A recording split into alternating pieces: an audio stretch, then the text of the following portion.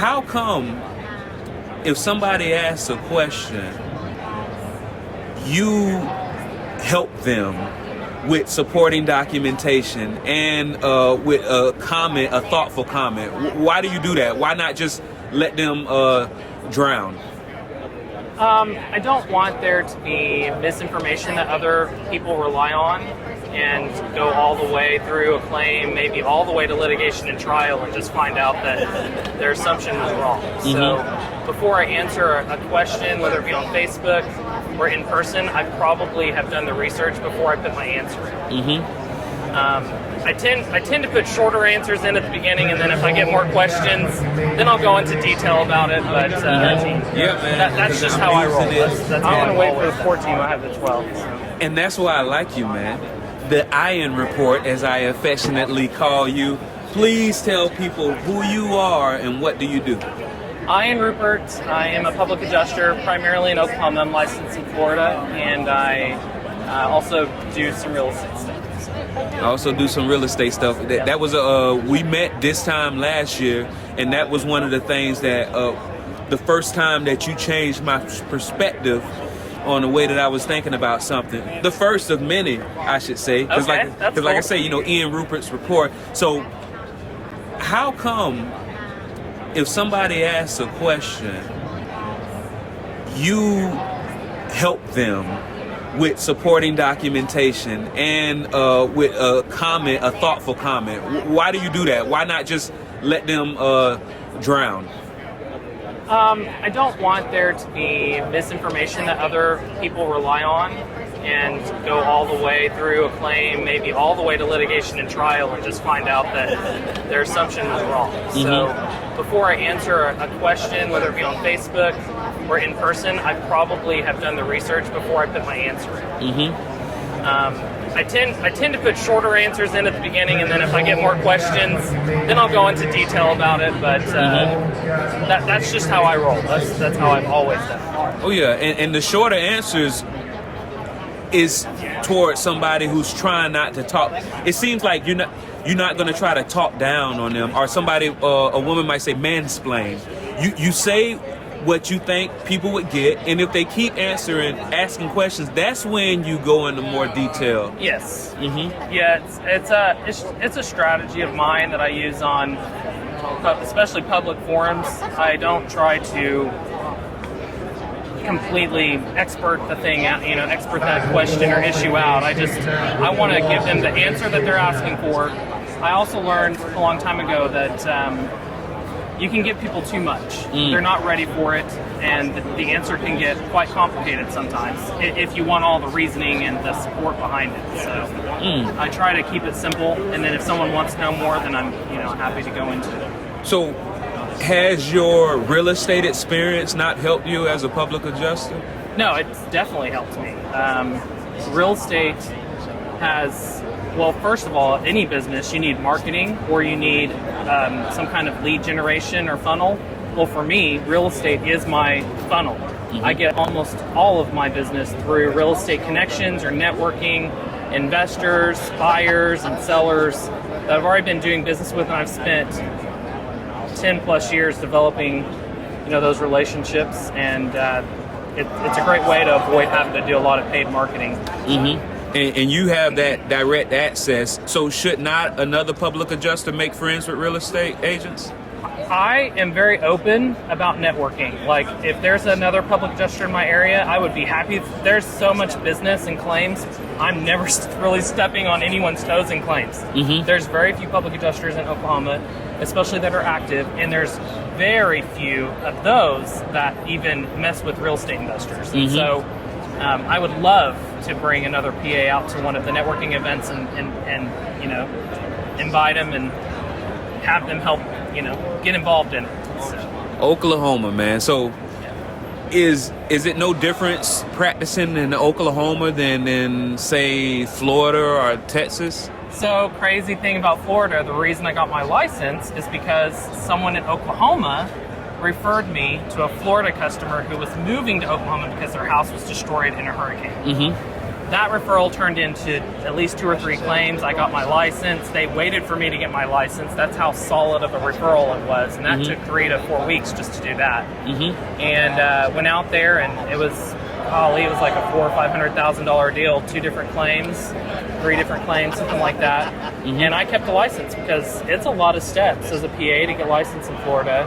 And I was like, I'm hanging on to that. So I renew it and all of that. Now, Florida, the one thing about Florida is it's very consumer friendly. They have a one-way attorney fee provision that's in favor of the insured. As long as they win something, they'll get their attorney fees paid. So getting claims paid in Florida tends to be a lot easier than in other states. Got it. And I guess, some people say the grass is always greener. And some people say the only reason that it's greener is because it's more manure, right? It's all about perspective, because some people in Florida might say it's tough. But how come you say it's easier in Florida as opposed to Oklahoma? Well, it's much easier in Florida for me because my process is based on having to fight claims in Oklahoma, which is not nearly as consumer friendly. So when I go work a claim in Florida, all of my process, my proof of loss package, all of that stuff is much more pressure tested and has been attacked in the past. And so I know what needs to go in it. I know what needs to be done to investigate. I also personally investigate all of my own claims. I pretty much handle, I would say, more than 99% of everything that happens in that claim. I'm the reason it happened. So whether it be the estimate, the photos, the preliminary inspection, the calls with the insurance company, the emails, I'm the guy. So what makes Oklahoma not so consumer Well, friendly? Oklahoma has a 2-way attorney fees provision, which means that if the insured loses, the insured has to pay the insurance company's attorney fees. Wow. So litigation is a lot more risky in Oklahoma. So that makes it harder for attorneys to take cases. And you're a very upfront, straightforward dude. So let me ask you this question. Okay. When you say risky, is it more subjective or objective? And when I say that is, subjectively, there are people who have never flown on a plane and will never fly because they think it's dangerous. However, objectively, it's more dangerous to drive, right? Millions of people die in a car accident a year, whereas maybe a couple hundred at the most die on planes each year, right? So is it more risky subjectively? Because I know some attorneys that they get a deal from the other side and then they'll call the homeowner and say, hey, we got this offer and maybe you might want to think hard about taking this one, because if you lose, you're going to have to pay X amount of fees. So do you think that capturing that bad faith, is that real danger? Is that real danger that they're going to have to pay these fees? Or that's maybe an attorney that doesn't want to handle it maybe? It depends on who is involved in the entire process, whether it's the attorney, the public adjuster.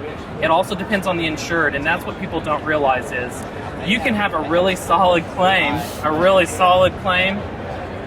and have an insured who's horrible at answering questions, and they will use conclusory statements that sound like fact, but in actuality is their opinion, and they don't recall, and so they give you an answer. Well, if you have insureds like that do not testify well, it doesn't matter how good your claim is. You're not going to make it to the end. And the other side will sniff that out. And so the answer is, well, it depends on who's involved. To some people, they would say, well, it's more subjective. It's kind of blowing smoke to say, hey, that's a 2-way attorney fee provision. Well, to me, it's more objective. How qualified is the attorney that's involved in it? Because if the attorney doesn't do a good job, you would be surprised as to how many faulty pleadings I've read.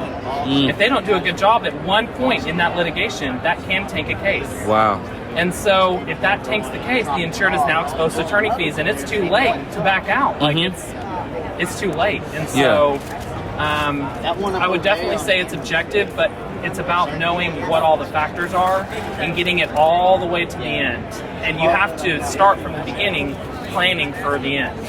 Yeah. So it seems like the objective part is that attorney. The most weighted part of that is the competency of that attorney. Yes, because if the attorney is extremely competent, he will screen out that claim at the early stages, even based on if it's not a good claim, based on if the PA didn't do a good job, or the PA or an engineer went out and did a horrible job. He'll screen that out at the early stages, and the insured's not exposed to those attorney fees. But if you don't have a highly competent attorney, Yeah. they're not going to catch that. It's going to be too late. You know, if you're already to, for example, a motion for summary judgment, and then you find out, it's too late. Yeah. The judge is going to rule on that. Yeah. So it can be risky. I can see that. And that doesn't even account for corruption or fraud on the court. So there's You might a have lot the of best case, right? There's a lot of gamesmanship that goes on, especially on the other side of things. And so you have to factor all of that in how you move forward. Oh yeah, you seem like if the attorney's not competent of weighing those factors, that's where the problem comes in. you seem like a very practical man. Last time we saw each other in person, it was at the PP of A conference, the Policyholder Preservation Association of America conference, and that's when I also got to meet your beautiful family.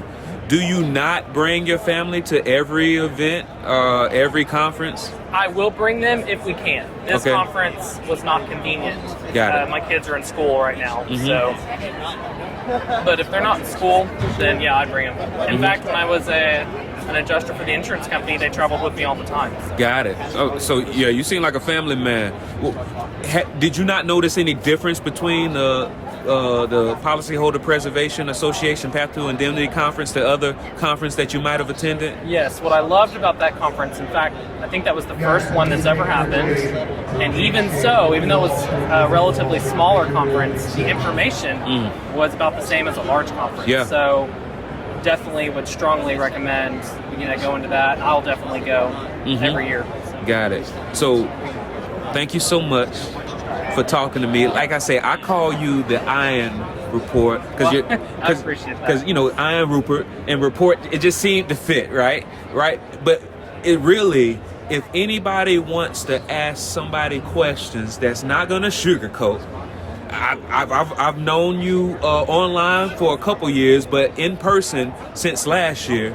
You don't sugarcoat, but you also don't talk down. If anybody wants information, man, find this guy online, definitely. Especially if you're in your primary location, Oklahoma? Yeah. Especially if you're in Oklahoma. Please tell people once again who you are, what you do, and how to get in touch. Ian Rupert, public adjuster, 405-622-8721. Thank you so much for the conversation. All right. Thanks for having me.